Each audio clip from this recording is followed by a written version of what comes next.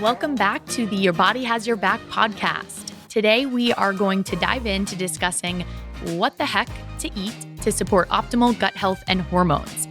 There is so much conflicting and confusing information out there about what to eat. And oftentimes we find there is a pretty big disconnect with all the information people are consuming and how to actually bring all of this together in real life, and specifically with what is on your plate day to day. So we're super excited for this episode. And really, we designed this episode to help clear up the confusion around the basics with eating to support optimal gut health and hormones, and to really help you actually implement these things in real life. So let's dive in, and Abby's going to take it away and kick things off. All right. So big picture here. So today's episode, we're going to spend most of our time focused on the gut and hormone healing plate, helping you to build out those meals. But we wanted to take a quick minute to introduce the big picture, the roadmap, as we might call it, kind of optimizing nutrition, which we've kind of inadvertently, or rather with complete intention, been guiding you through this throughout season 1 of the podcast. But the roadmap is essentially the key steps that we utilize with our clients to help assess where a client is at, to identify the opportunities and strategize the solutions for a more optimal relationship with food and a more optimal nutrient intake to support their healthy gut and hormones. So there's kind of 5 general steps, and we're going to briefly introduce each and really asking yourself kind of, where am I on this roadmap? And this is going to help you to kind of better understand where do you start? Where are you right now? Where do you start? And how do you want to progress forward in making changes to more optimally support your gut and hormones? So the first place that we start on the roadmap is really assessing for our satisfaction and pleasure. So we have to start with checking in. Are you satisfied by your meals? Are you experiencing pleasure in eating and enjoying those meals? Food is nutrition, yes, but it's also an opportunity for joy and connection to our food. We're going to talk about a little more of this later. Our second stop on the roadmap is, are you eating enough? You've heard this from us multiple times now, but under-eating calories or macronutrients is a stressor to the body, and we can kind of see this negatively impact both the gut and hormones. And so Jillian and I see this in our female clients often, and many times it can be unintentional, as we talked about, or maybe others more kind of chronic dieting, or even just the brainwashing, we might call it, of society to believing that, that 1,500 to 1,800 calories is really the sufficient level of food that, an adult human needs to take in. Most of the time, we need more. So we really want to be asking ourselves that question and spending some time to assess for that. Our third step on the roadmap is identifying any opportunities with meal frequency. So we want to ensure that our meal timing and our meal frequency are regular and consistent. So that means like starting the day with breakfast within 1 to 2 hours of waking. Yes, breakfast, eating enough at meals to comfortably feel satisfied for maybe a rough 3 to 4 hours, and then refueling throughout the day with consistent meals and snacks, and wrapping up eating with enough time to optimize sleep. So this schedule, that's a very rough schedule done in 30 seconds, but it really kind of ensures that we're consistently nourishing the multitude of systems in our bodies, really to support ultimately our gut, our hormones, and our holistic health. Then on our roadmap, and this is what we're going to dive into today, we're kind of in step 4. So if one of those connected and you're like, wow, I'm kind of in step 2, certainly join us on our journey today, but maybe you go back to some of our past episodes. But we're going to be diving into macronutrients today. So this is where we kind of assess for and focus on the specific macronutrients. So we're talking carbohydrates, protein, fat, fiber. And this is usually where our clients want to jump in right from the start. But it's really important that we assess on this roadmap where they are and make sure that we at least hit on those stops along the way. And then our 5th stop would be the micro focus. So focusing on more of those specific nutrients from foods, such as micronutrients, vitamins, minerals, polyphenols, fibers. That list could go on. And this is a step where we highlight maybe specific foods, therapeutic levels of those foods, preparation method, and so much more, really, to put food as medicine even more robustly into practice. So we've shared a lot of those foods on our functional food episode. So if I just, put step 5 on your radar, that's where you might tune in to refresh some of those. So that's the big picture roadmap. And what we want to kind of hit on before we dive into talk about those macros today is really to paint the picture of what does it mean to fuel for our gut health and hormones. Yeah, so let's kind of break this down a little bit because there is a ton of information out there, like we said, and the gut, the hormones, they're kind of trendy right now, right? And for good reason, given how important they are for our overall health and well-being and longevity. But I think there's just a lot of confusion around what it actually means to eat to support optimal gut health and to eat to support optimal, hormone health and hormone balance. So to echo what Abby mentioned about kind of strategically working through making supportive adjustments with your nutrition, it's really, really important to first and foremost make sure that you are eating enough to support your gut and hormones.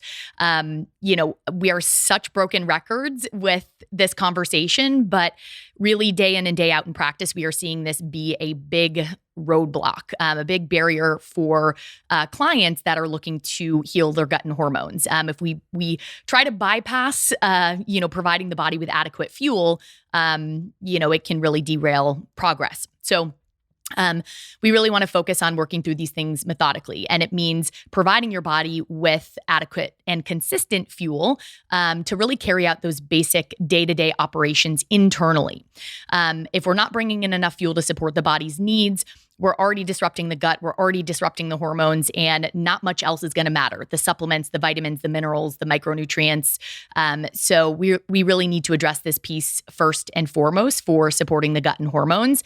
And we really consider this kind of a hard stop, don't pass, go situation. If you recognize that you might be under eating, you can still absolutely join us, on this episode and, start to bring in some of these strategies.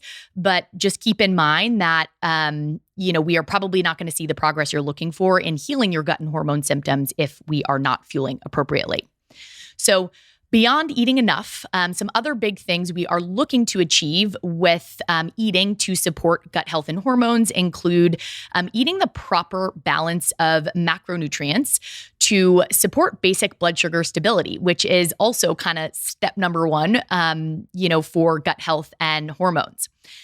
These macronutrients are the carbs, the protein, the fat, the energy-giving foods that provide the body with all of the basic resources and, raw materials it needs for, kind of hormone production, basic gut function.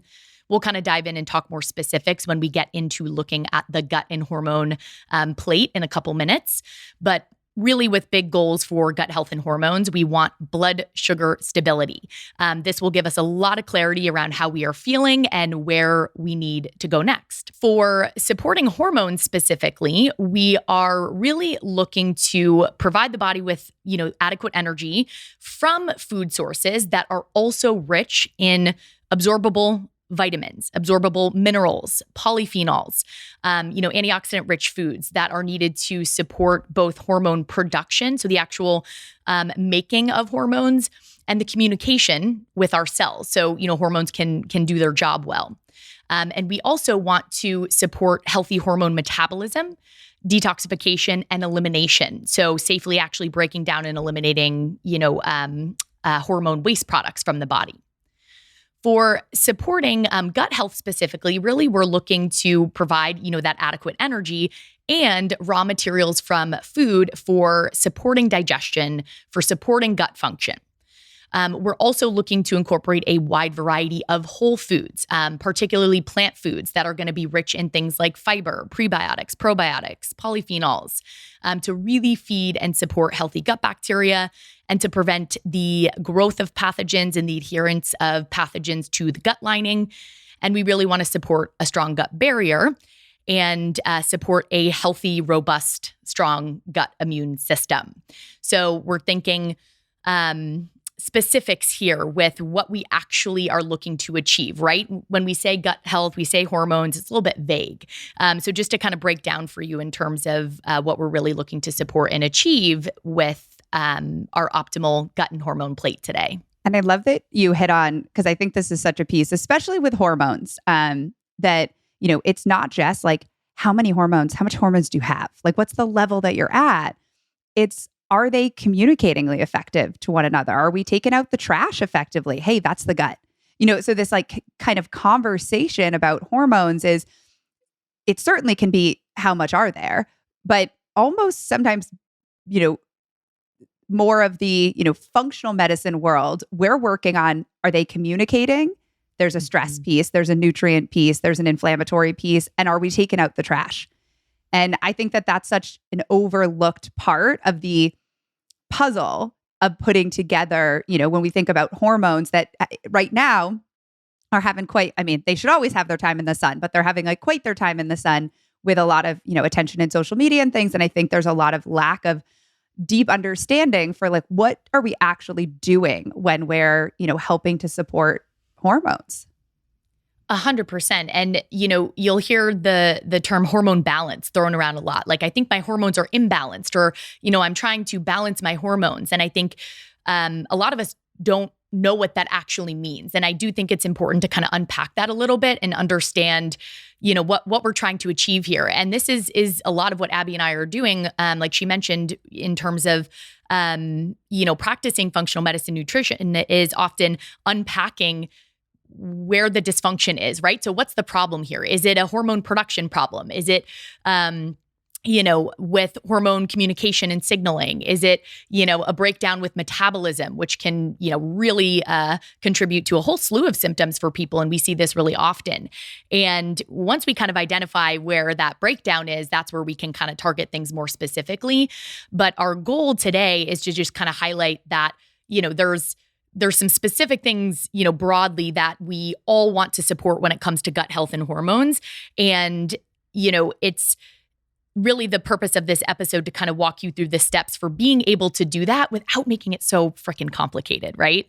Exactly. And that piece of, this is really what like we all should be doing. And we are not, as hopefully you guys have kind of gotten from us, like Jillian and I don't try to make broad statements unless we like really stand behind them. And this is a broad statement of like the tool, the plate that we're going to dive into is really a tool that all humans, men, women, children, adults, like later into life years, like it is applicable to every period of life and every, human under that umbrella, because it is a guide.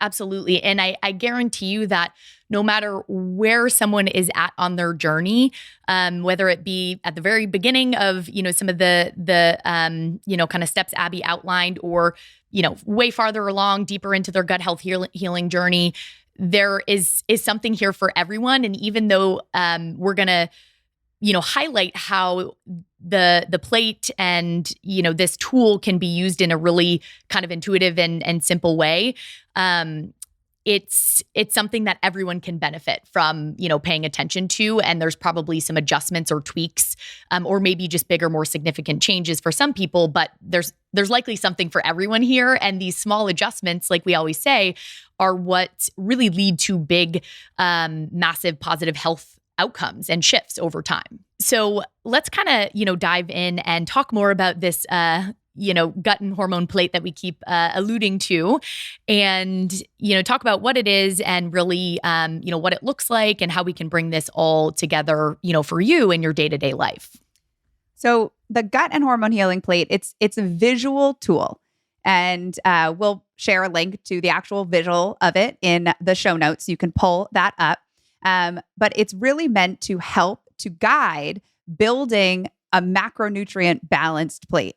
And it really serves as an infrastructure to apply different foods into different meals and varieties of eating scenarios. So think of it as a guide, so that the plate being a tool that we're able to utilize kind of flexibility in our food choices while maintaining consistency and stability to your meals to really support ultimately your gut health, your hormone health, your holistic health. So why and how the plate is built is the gut and hormone healing plate. It's divided into 4 sections that represent different macronutrients and food groups to ensure that there is a balanced variety in the foods types and the nutrients to help to support all of the key foundations. So we're talking about blood sugar balance, feeding microbial diversity, supporting key nutrient intake, optimizing detoxification pathways, supporting stress resilience, all the things that Jilly kind of touched on. This is really comprised in this model that we then apply the variety into. So generally, the plate is broken up into a half of the plate, ideally for non-starchy vegetables, a fourth of the plate for protein, a fourth of the plate for carbohydrates, and then a portion of the plate for healthy fats. And we're going to dive into each of these as we kind of go forwards. And these plate divisions, they're more representative of proportions of food versus portion sizes. So that's we want you to hear that loud and clear. So this further creates that infrastructure that we're talking about that's built to provide flexibility for all of life situations. So, we can certainly think of some life situations that actually have increased needs. We think about an athlete.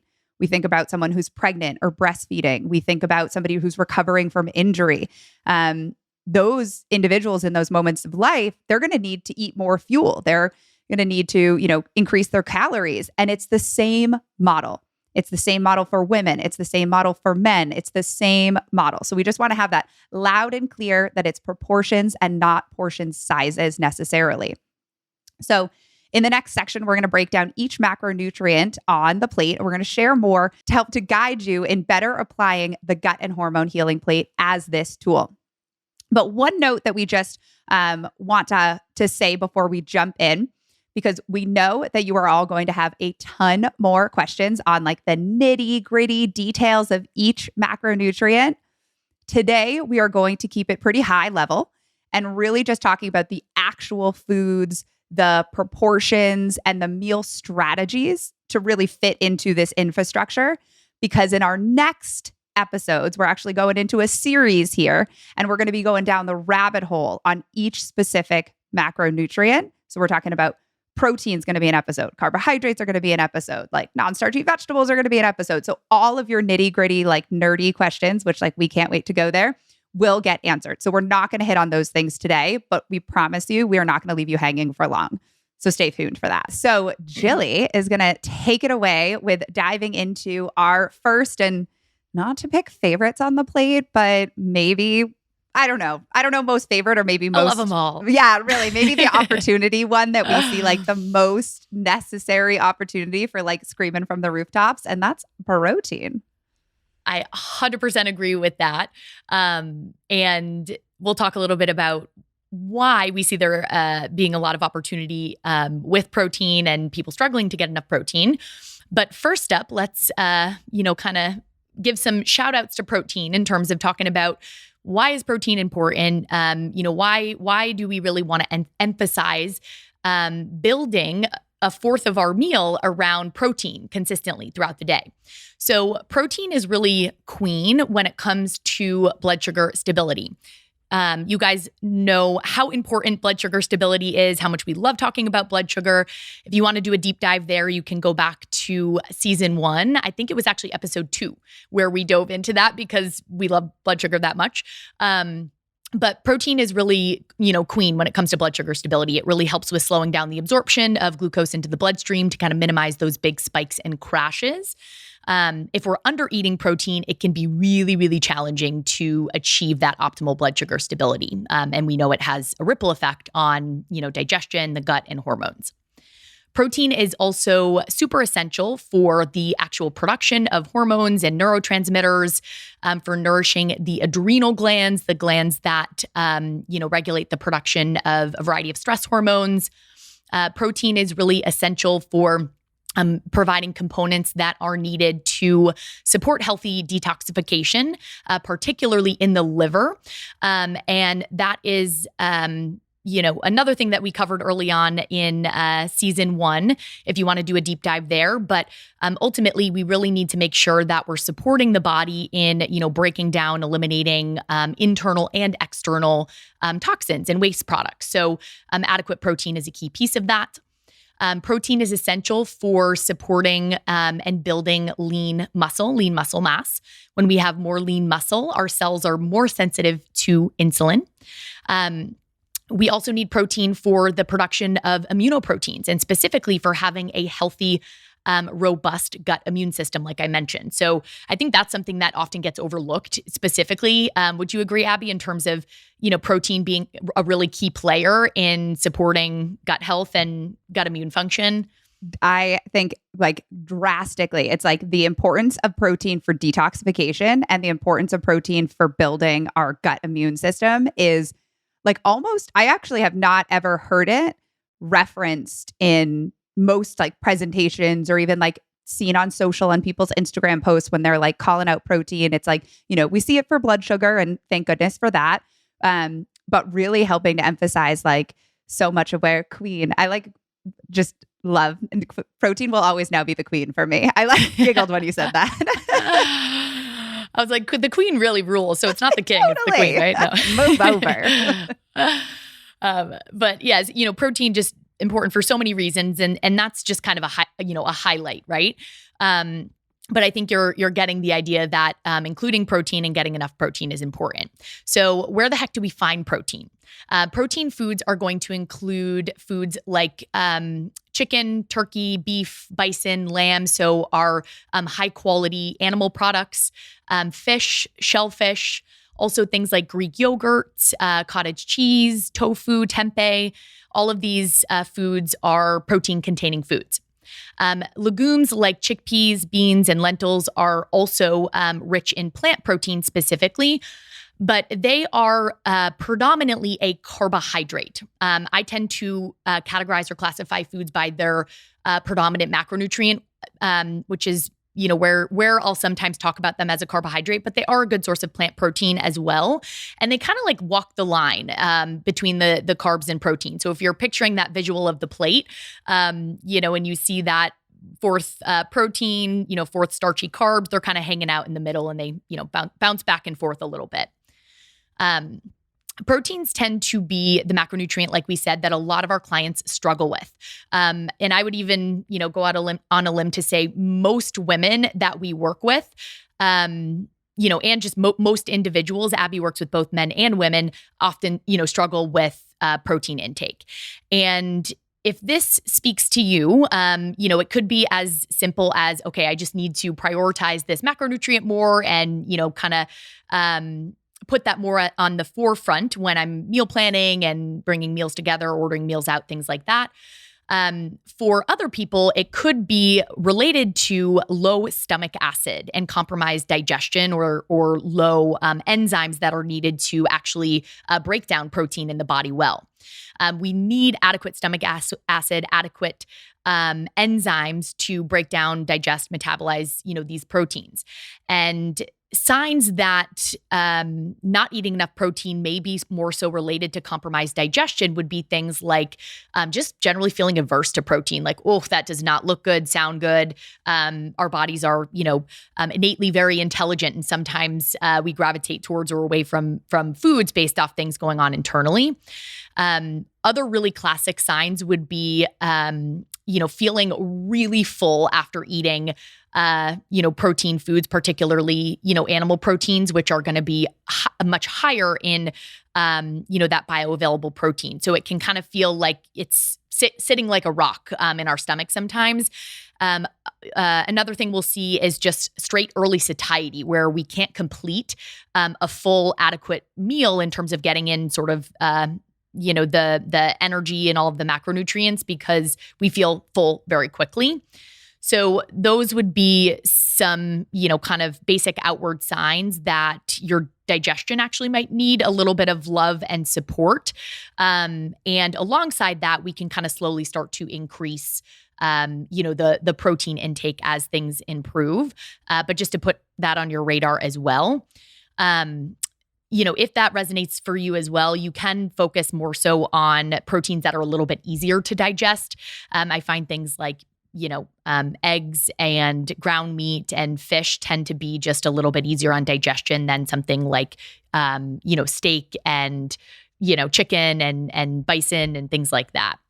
Do you have any other kind of thoughts on that piece, Abby, in terms of people that kind of struggle with the protein intake? Yeah, I think, and we've talked about this so much, but I do think that there's a lot of kind of a category of people who kind of switch to more of a like plant-based diet. And they're like, wow, I feel so much better on a plant-based diet and not eating animal proteins. And there's always a little light bulb in Jillian and in my brain of, is it actually because you don't have enough stomach acid and you've got some insufficient breakdown of those animal proteins? And it's not that like your body is actually thriving more on a plant-based diet. It's more that you're avoiding some of the foods that are highlighting some of the needs in your own GI system. And when we think about, where is that connected to? Stress, digestion starts in the brain. We've talked about that consistently.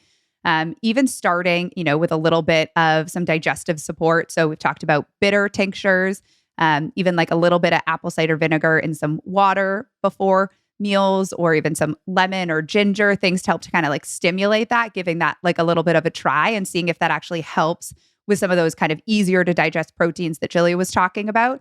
And that can give you more of an insight to say like, oh, it's actually more of a need to support digestion than it necessarily is of needing to like avoid this entire category of like really nutrient dense foods. Yeah, 100%. And it even, brings me back to our last episode on, not non-food reasons that you might be bloated. And Abby mentioned, kind of eating hygiene and some things for stimulating digestive secretions.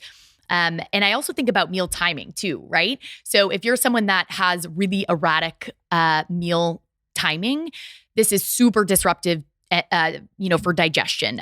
Our digestive systems like a lot of consistency when it comes to routines, our sleep schedule, our meal schedule. And when we can keep things fairly consistent, we're able to, the body sort of anticipating food and will start to prep and prime itself. And then we can do some other things to encourage that as well. But I love that you highlight the point in general just around, feeling better with eliminating certain foods or big categories of foods even. And that's kind of a short-term, Band-Aid fix for, what's going on. And we really want to make sure at the end of the day that you can eat and enjoy a very liberal diet and are not avoiding things because we can't, break that food down well. Another thing that we see often with people kind of struggling to get inadequate protein intake is just an aversion to cooking and handling animal proteins. So we'll talk a lot more about, animal plant proteins in our deep dive episode on this macronutrient. But if you're someone that is just kind of new to cooking animal proteins, you don't love it, just kind of feels a little bit, not comfy for you, which that resonates for me in all honesty.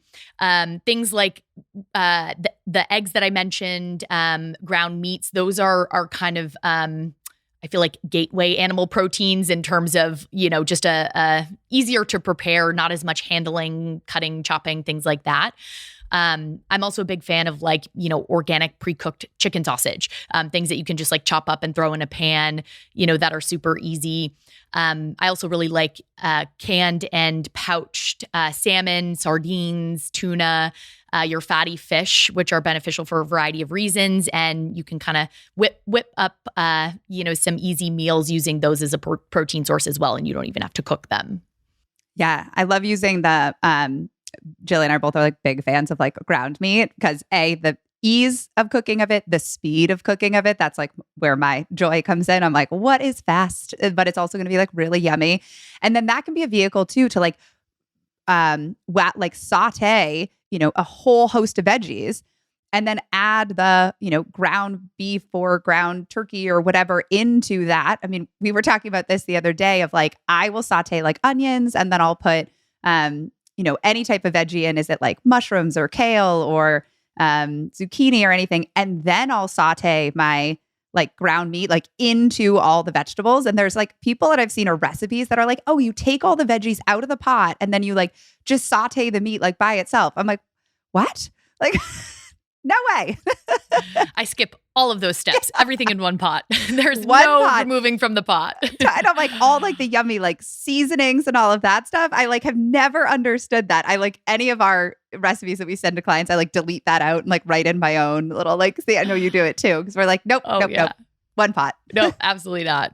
So a way that we can kind of get like not only flavor, but also then it's like, it kind of mask some of the consistency too. And we're, you know, actually building the balanced plate in one pot, which is pretty cool. Yeah, I love that. Simplicity is key for sustainability.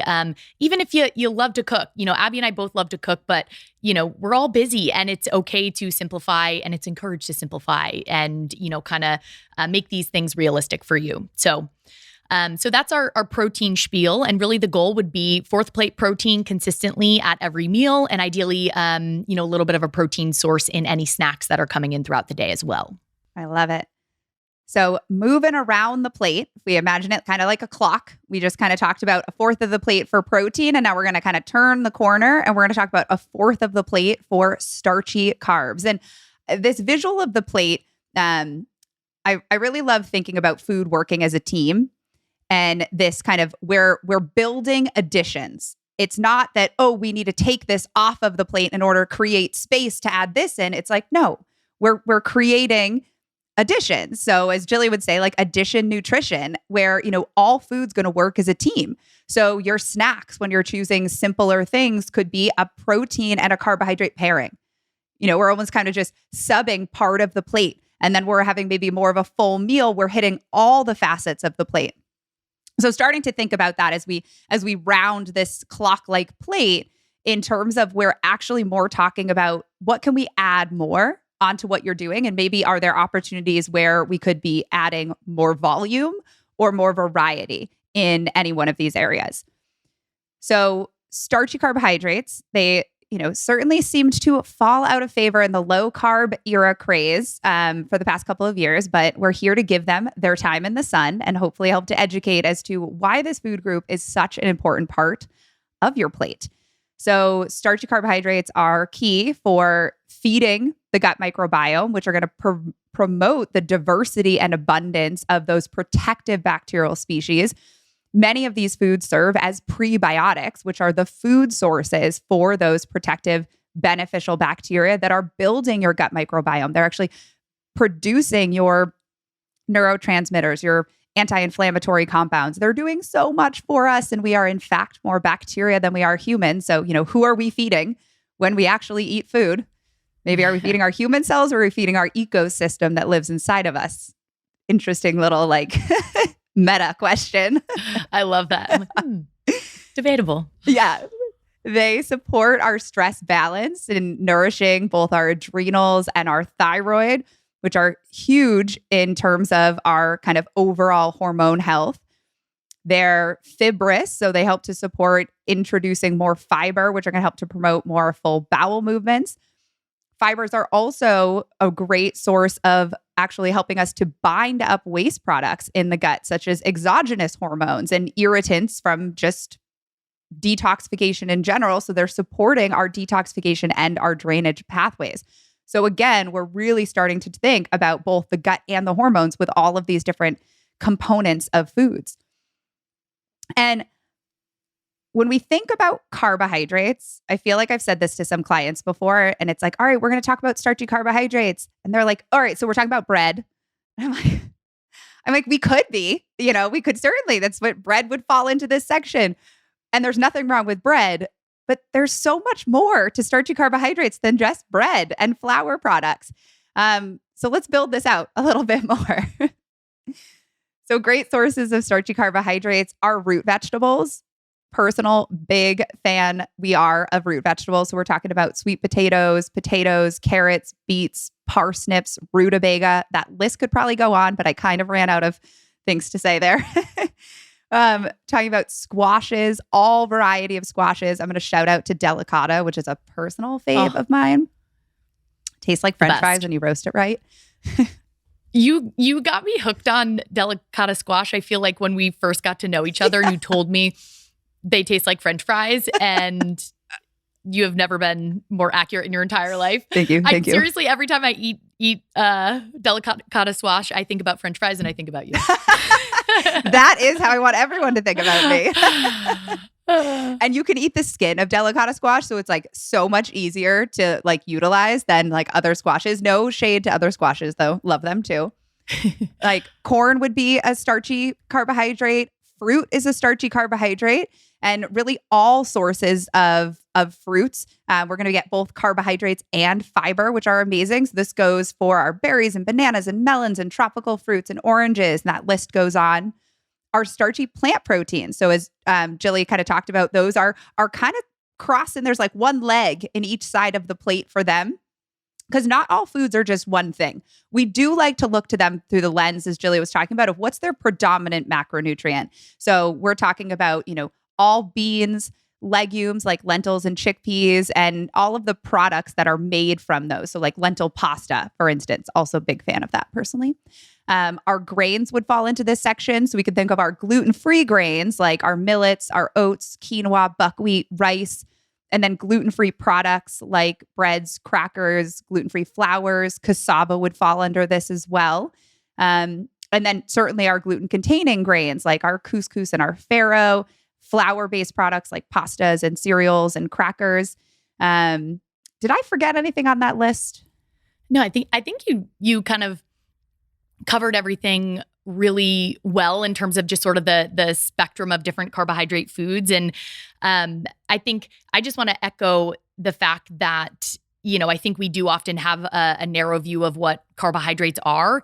So there's a big spectrum when it comes to processing here. And I think when we first, start working with clients, I think there's the assumption that, we're going to tell people, you can't eat any, processed foods, you can't ever have a slice of bread or anything like that. And I just think it's important to put things into perspective and to kind of remove the emotion and the morality from the carbohydrate foods and kind of look at things in terms of, okay, some of these carbohydrate foods are going to have more nutrients, more fiber. So they're going to have less of an impact, on blood sugar.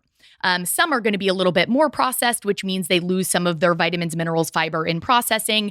And, they are a little bit less nutrient dense. Maybe they have a little bit of a bigger impact on increasing blood sugar or the rate at which blood sugar increases after consuming them. Does it mean that those foods are bad and that we can never have them and they can't be a part of our diet at all? No. But if we are only consuming the more processed and ultra processed carbohydrate foods, we are missing out likely on a lot of really key important vitamins, minerals, and fiber. It's going to be hard to meet the body's needs, even if we're meeting our energy needs, right? We can be deficient in these other things that are needed to support healthy gut and hormones.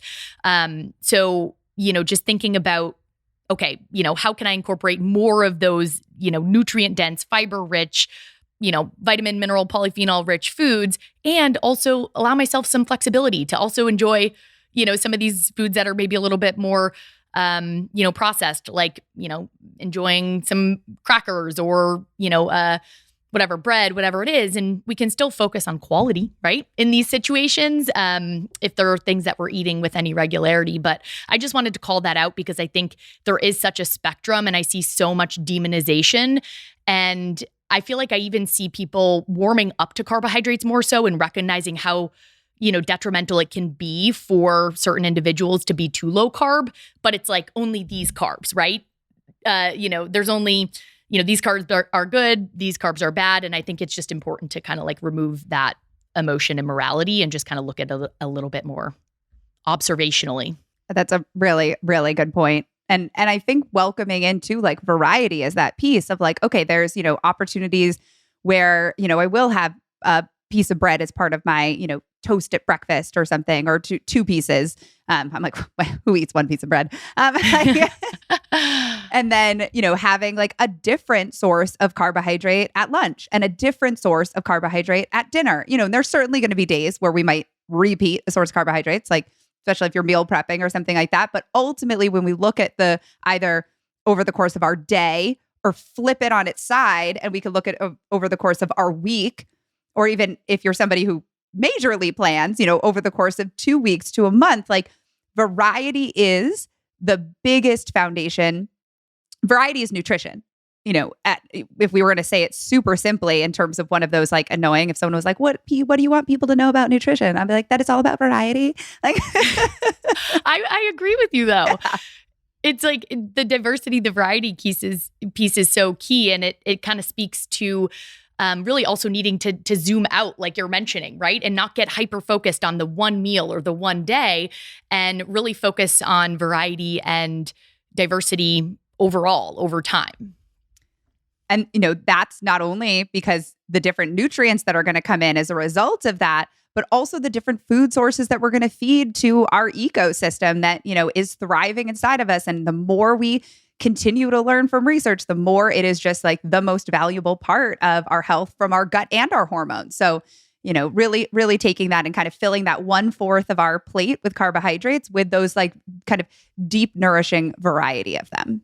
100%. And I always like to point out too, which I just is not shocking, but I just think it's very interesting that, research has indicated that in the U.S., our population in the U.S. has the least diverse microbiotas compared to other countries in the world. And there's actually been studies that have looked at people's gut microbiomes who have migrated from other countries, and their gut health or gut diversity rather, in terms of the balance of microbes, declined when moving to the US because of the standard American diet and ultimately the lack of diversity and variety and all of these different components that we're talking about that are super crucial for, supporting and feeding healthy gut bacteria. We need that diversity. We do. And now we'll move on from carbohydrates, although I could sit here and, sing their praises all day. So now we are going to dive into fats. So fats are super, super important for a variety of reasons. Fats are needed to produce hormones. So again, we're talking about the production of hormones, protein and fats being two kind of key players here. And also for that proper hormone and cell communication. Again, similar to protein, fats are going to play a really big role here. Fats also help with that blood sugar stability piece in terms of, kind of slowing down the digestion of glucose or sugars into the bloodstream so we don't get those big spikes. We get the nice, kind of long blood sugar curve. And unlike protein and carbs, fats actually do not stimulate the release of insulin, which I think is just an interesting little fun fact. So great for blood sugar. They're also needed to support, that healthy gut lining, that intestinal barrier that's so important for reducing inflammation and for supporting healthy immune function. Fats are also really, really great for satiety. So just feeling full and satisfied from meals. Fats really slow or delay gastric emptying and increase that feeling of fullness. I cannot tell you how many women I've worked with that are eating maybe enough protein or getting close to it and all the veggies, but are really skimping on the fats. Often these are my clients that have a long, complicated relationship with MyFitnessPal, and are kind of basing a lot of decisions off of calories. And, calories do contain, Fats do contain more calories per gram than our other macronutrients, but they are so essential. And if we are under eating fats, one of the first places I feel like we'll notice that is with not feeling satisfied and having trouble feeling full. And then fats are also important for supporting nerve and brain function, really, really important for our brain. For aiding in the absorption of key fat-soluble vitamins, vitamin A, D, E, and K. Fats also just add flavor to food and can really help with amping up that satisfaction factor, which, is super important. I will say there is a lot of controversy around fats, the different types of fats, the different types of oil, a lot of misinformation, fear-mongering, all sorts of craziness out there, in the world about fats. And we are going to unpack all of that in depth in a few weeks. But for today, we really want you to focus on ways that you can generally incorporate a variety of whole food, minimally processed sources of fats and start to integrate fats regularly into your meals for all of these benefits that we're kind of chatting about here. Fat sources, so some great sources of fats to incorporate would be things like avocados, nuts, seeds, olive oil, ghee, coconut oil, olives, hemp seeds, flax seeds. If you do well with dairy, this would also include things like high quality goat, sheep, and cow's milk dairy products. And some of our protein foods are also rich sources of fat. So things like fatty fish, beef, eggs are also really wonderful. But I'm kind of predominantly thinking about like actual standalone fat sources that we're adding into meals, or using in cooking and food preparation. So generally, we recommend aiming for, at least 1 to 2 sources of fats at meals consistently throughout the day. And I tend to recommend too, and I'm curious what your thoughts are on this, Abby, but I tend to recommend using oils in cooking, not necessarily sparingly, but if you're kind of cooking with oil, using it so things aren't sticking, you have enough to kind of, coat whatever you're cooking, but to really focus on bringing in the food fats like the, avocados or goat cheese, hemp seeds, pumpkin seeds, things like that, because I find that they really, really help with that satiety factor versus like just using oils as the sources of fat alone. Yeah, I would totally agree. I do oil, so helpful to cook. I know there's things of like no oil cooking and whatnot, like use a nice high quality oil. We're talking about like the ghee, the avocado oil, low heat olive oil, or low heat cooking using olive oil or like coconut oil if you want like a sweeter. Those are kind of maybe our favorite like cooking oils. But really we're going to get like more bang for your buck with a whole food kind of source of dietary fat, one that hasn't been kind of isolated. When we think of olive oil, it's wonderful, incredibly nutrient dense, but it's been isolated from an olive. So, we would get a little more bang for our buck if we ate the olive. We're going to get the healthy fat components. We're going to get the fibrous components. We're going to get kind of the whole food. So we're really thinking about, as a general rule of this plate too, like more ingredients and less products. So we think of like whole food ingredients, what could you trip over in a field? And that's anything from like a plant or an animal, and trying to consume it in its like least processed form. And that's really where, these fats, we can see them in more processed forms, and really aiming to for like, I like that kind of 1 to 2 sources, so that we're getting like enough and we're, maybe not over fueling on those fats too. Because we can certainly see that from a digestive standpoint for some people. Yes, you bring up a really good point, and something I think we'll probably dive into a bit more in some of these deep dive macro episodes. But I think with the kind of carb fear and carb phobia that has occurred in our society over the last, decade or two, we've seen a lot of replacing of carbs with fats because we're hungry. And, now with our kind of modern food system too, we have, the almond, crackers and the almond cookies and the, nut-based this and nut-based that. And don't get me wrong, I love some of those things and they're fun and delicious and, satiating. But, our digestive system might not feel super great, and we might not be able to, kind of access and utilize, all of these substrates for energy super easily if we're, kind of overdoing it. And I think this brings us back to the balanced plate, and thinking about having a variety of these components, and not just kind of heavily, focusing on, one and leaving others out. Awesome. So as we continue around the plate to our final section, our non-starchy veggie section. So this is taking up the remaining half of the plate.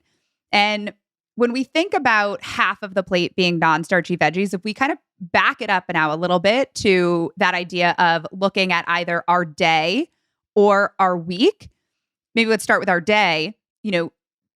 Having a half a plate of veggies at breakfast, like, might not be how many of us eat breakfast. There are certainly very veggie heavy breakfasts that I will have, but there's other days that maybe don't have a tremendous amount of veggies. So then making it up for it a little bit in your meals throughout the rest of the day. And maybe there's more fruit at breakfast. So you're kind of bringing in some of those colors and antioxidants and some of the benefits that we're going to talk about in a second as to, why do we have those veggies on the plate? So again, does every single meal have to fit within the confines of this plate? Not necessarily. That's where we have the opportunity to either look at the day or look at the week and start to kind of think about it in this grander scale.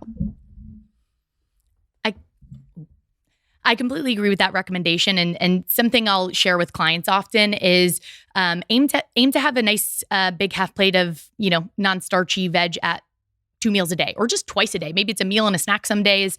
But starting off aiming for, 2 great opportunities for bringing in non-starchy veggies. And the intention isn't that this plate is going to be applied with rigidity and, every single meal is going to have all of these components. And I think ultimately, we want to make sure that we have our energy-giving foods, our macronutrients consistently, carbs, protein, and fat. And yes, non-starchy vegetables are technically a carbohydrate, but proportionally they are very low in carbohydrate compared to, the starchy vegetables and things like that. So I feel like we need to nail the kind of core components consistently to make sure that we're getting that blood sugar balance and that, adequate fuel. And then, the non-starchy veggies ideally, will come in a couple times a day. Exactly. And they're coming in for a multitude of reasons. They're coming in to be a great fiber source. So we've got both soluble and insoluble fiber in many of these. So they're kind of supporting our, gut in 2 types of ways. They're helping to feed our microbiome and they're helping to create bulk for bowel movements. They're also kind of taking that trash out for hormones that we've talked about, that detox and drainage support. They're really mineral rich. So many vegetables are rich sources of potassium, which is a major mineral to support our body in multitudes of ways. And one that we really want to be emphasizing on a daily basis, replenishing that potassium every 24 hours. Polyphenol and antioxidant rich. So this is nourishing our gut microbiome. It's balancing inflammation. It's recharging so many of these important kind of chemical processes in the body, really preventing us from rusting, essentially. And there's a laundry list of non-starchy veggies. We're really thinking color here. And I think the simplest and most powerful way to think about non-starchy veggies is really to emphasize, again, that color and that variety, to eat the rainbow. So the statement literally sounds like it could be like a PBS special, but there's so much science behind that really simple message. And to get the benefit, you don't actually need to know the science, which is kind of amazing, unless you're nerds like Jillian and I, and you want to know all that stuff because it lights you up, then it's really fun and join us. But this is the same. I taught classes to my 5th grade on Eat the Rainbow and they got it. And then I repeated that to, my 50, year old client and they were like, Eureka, I got it. And it's like, do we need to know more of that in the tangible takeaway piece of it's like variety and color and type. And we can add it in our peppers and our onions and kind of the cruciferous family. So we're talking about our broccolis and our cauliflowers and our asparagus. And we can extend it over to, the entire lettuces. We've got arugula and iceberg and endive and radicchio. So some of our bitters in there. And the list can go on and on literally for this one. And it's really, aiming to think about when you go to the grocery store, the farmer's market, wherever you're doing your shopping, to maybe think about, let me buy a couple different vegetables than what I bought last week. And to always kind of aim to mix it up. And there are definitely times in my life that I have to be like, okay, we haven't mixed it up in a couple of weeks because we've been busy. So let's really, maybe look for some new recipes before I'm going to go to the grocery store. Or I'm totally rogue and I don't go with any list and don't follow in my shoes. But I get there. Don't and listen I'm to her. Yeah. Don't listen to a out. word I say. But I get to the grocery store and I'm like, what haven't I cooked in a really long time? And then I kind of use that as inspiration to figure out in my funny little brain as to what else could go with that. And usually I end up walking away with sun-dried tomatoes and some sort of I love that. things. I feel like I want to go buy sun-dried tomatoes now. I haven't had those in forever. thinking about a recipe for tonight. So generally, let's aim for 5 to 6 different color and types of vegetables daily, or on a week basis, maybe 30 different types of vegetables per week. Now, those are some big numbers. Are we all going to start there? Maybe not. But that's really what we're talking about when we're aiming for that variety of these kind of colorful, we could put fruits in there too, fruits and vegetables. So that key is that color and that type. And this is really going to help to create more nourishment, diversity, calm the microbiome and the immune system, and really help to put into play this entire plate. This is really food as medicine in a, simple, tangible, visual application of it.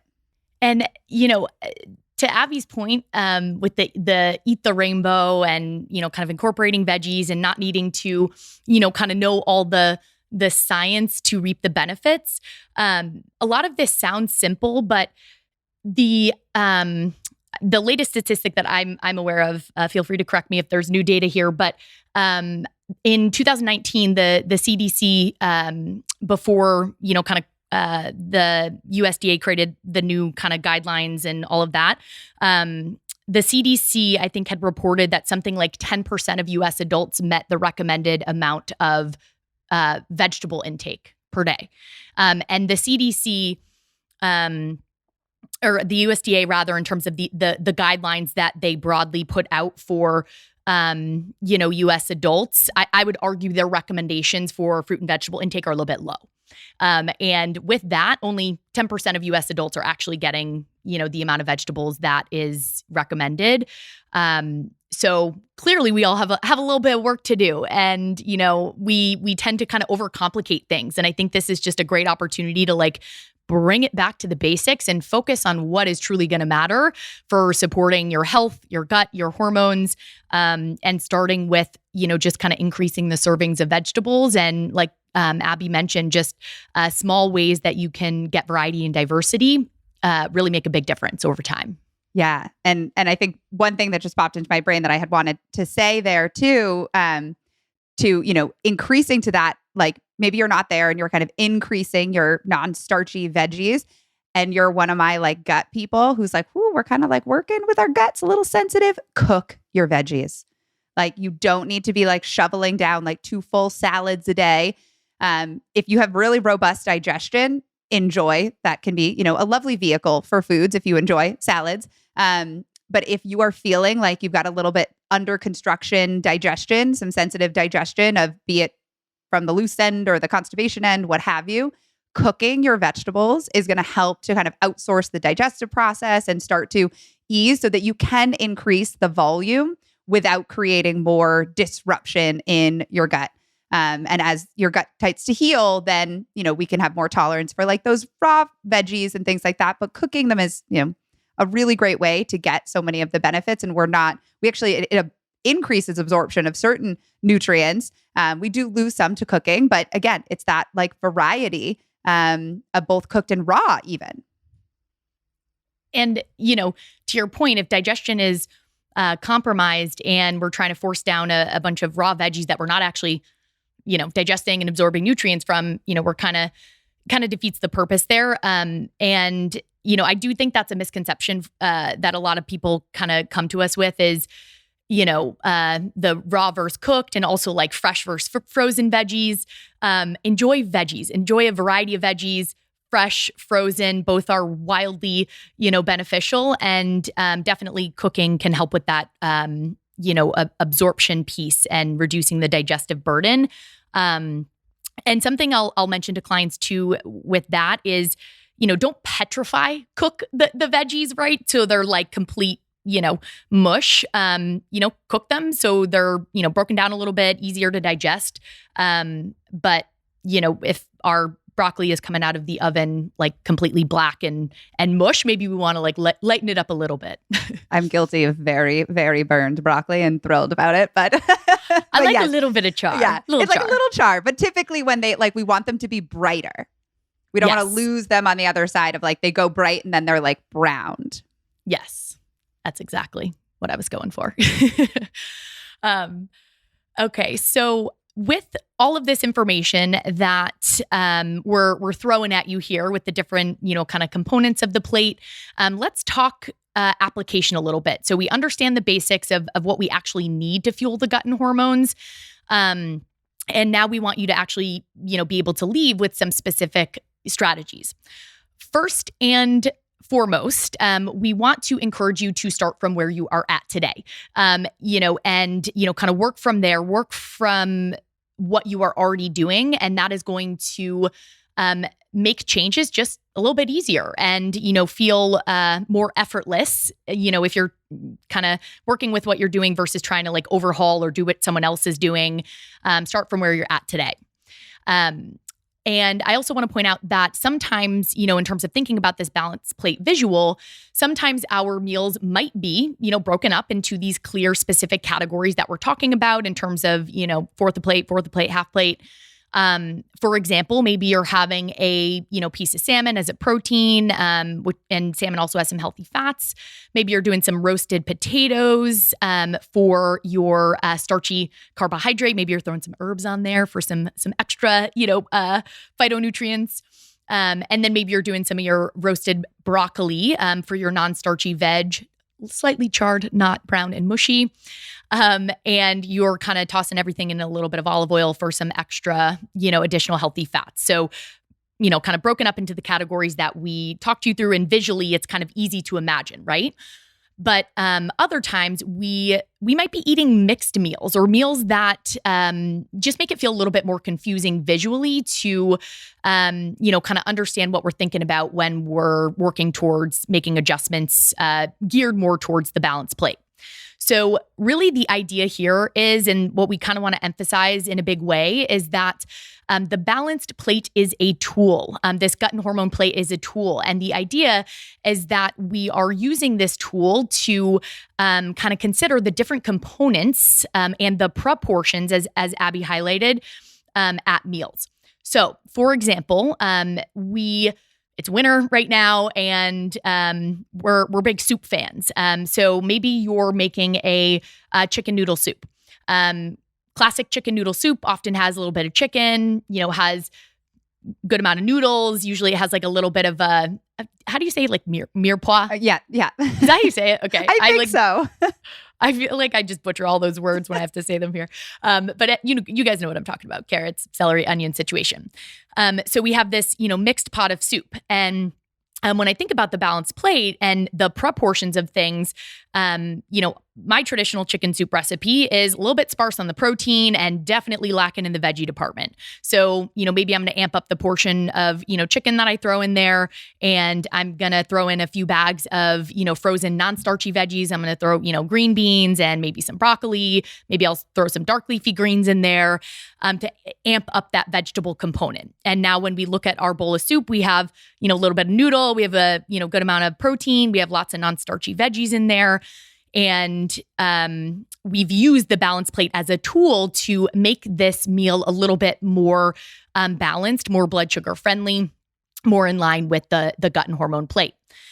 Maybe you are making a wrap or a sandwich. So we have, our carbohydrate, our starchy carb is going to be our wrap or our sandwich.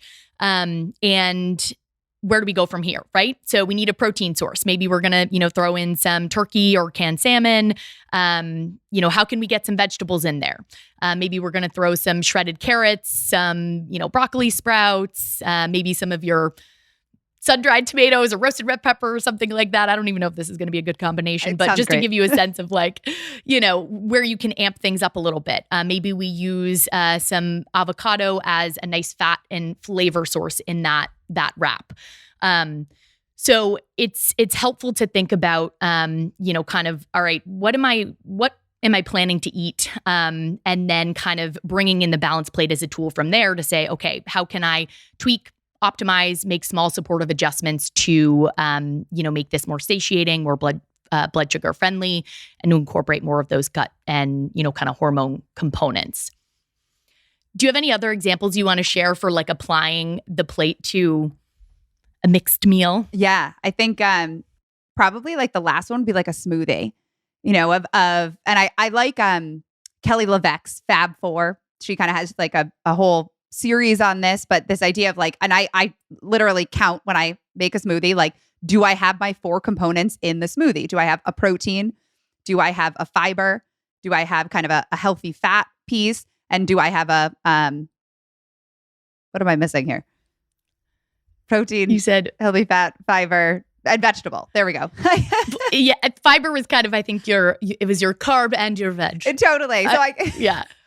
I'm like now making this confusing. But the idea if you're going to walk through the plate, for instance, like a smoothie that I personally make often would be, I do use a protein powder. I use a collagen. I actually use Kelly LeVec's collagen protein, her unflavored. I love to put frozen cauliflower in there. So I think, okay, there's my veggie. It's also a cruciferous. I love to throw broccoli spouts in there too. So I call it my like detox smoothie. I think it's kind of fun.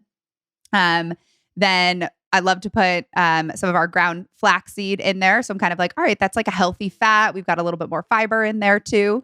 I put banana in there. So I'm like, all right, there's our starchy carb. There we go. That was the one I was blanking on for that moment.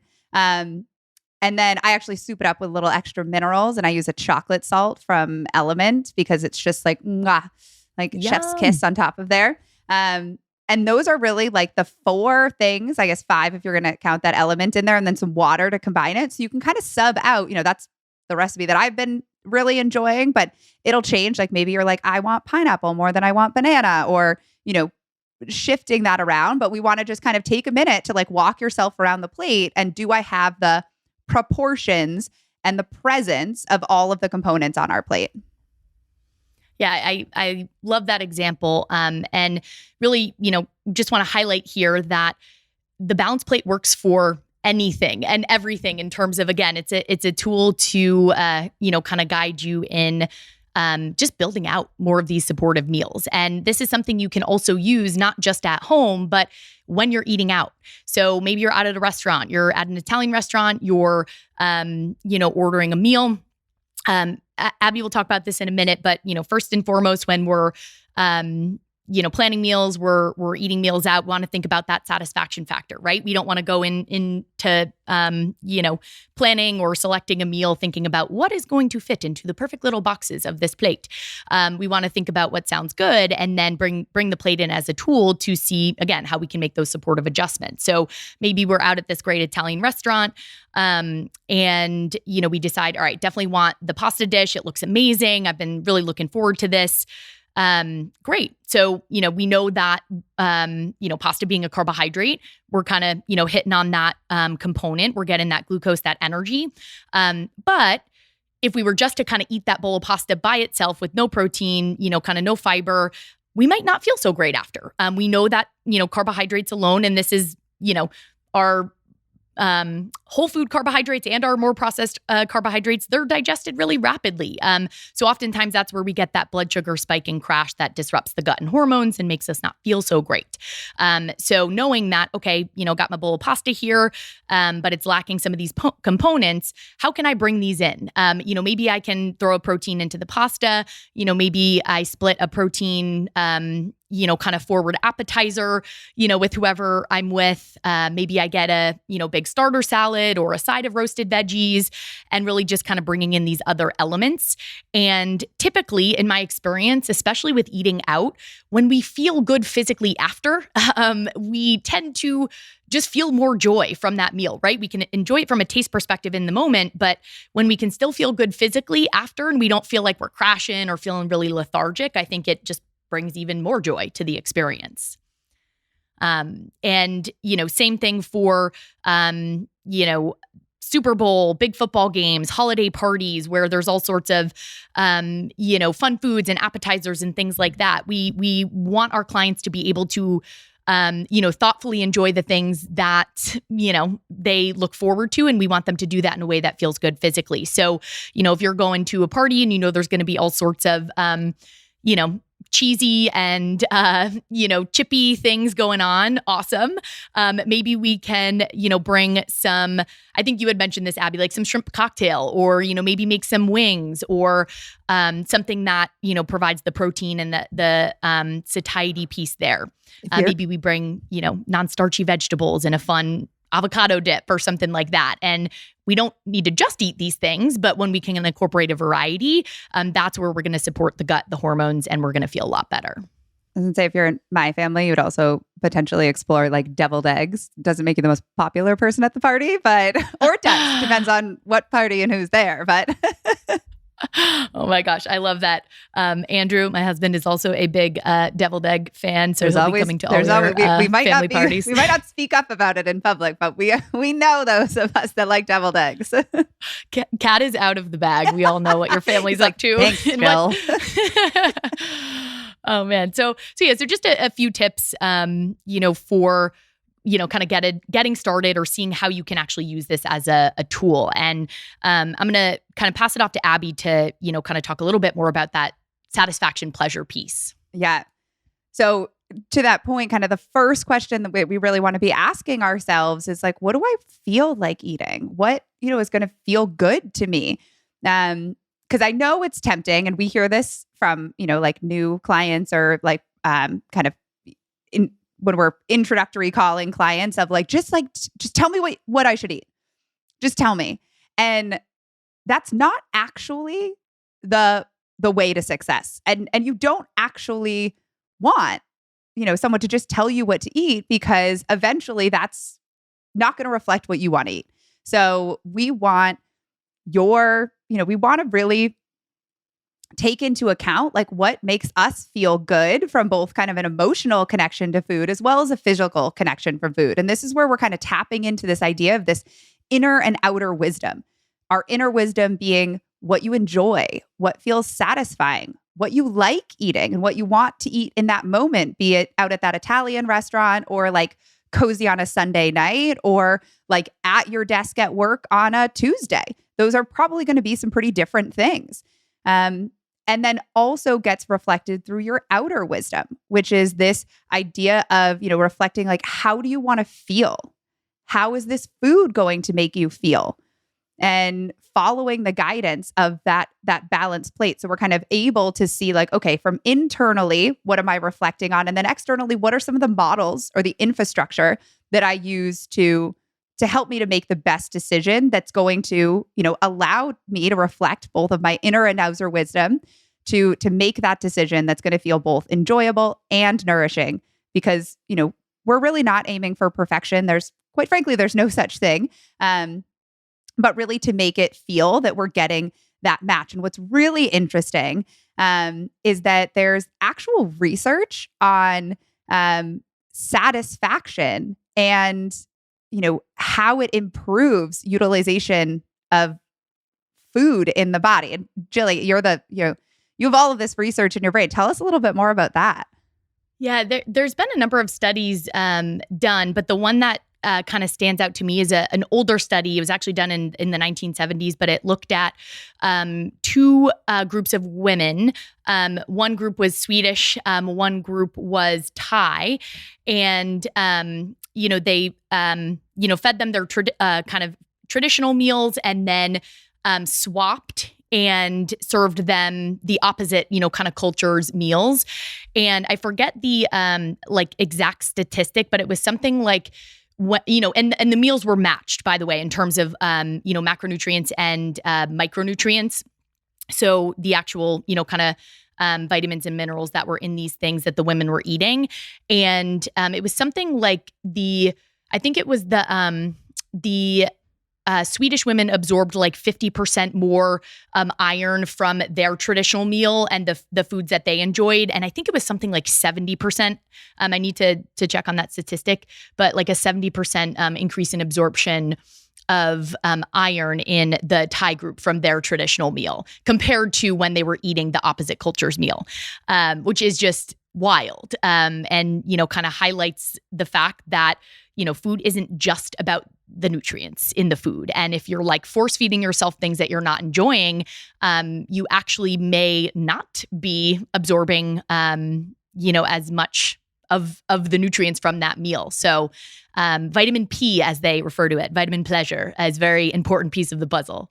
It's a very important piece. And I think a perfect way to kind of wrap up this episode of, really approaching this tool, this kind of gut and hormone healing plate as a way for us to exercise our like joy in food within a model that's really going to help to support us. So really thinking about that addition nutrition approach, that idea that food works as a team. And when we kind of bring it together on the plate in these kind of more balanced proportions, we are able to set ourselves up for more success. And, this plate is a visual guide. It's not a hard set of rules, and it's not going to apply perfectly in every situation, but there are some nuggets of wisdom that we hope that you can take take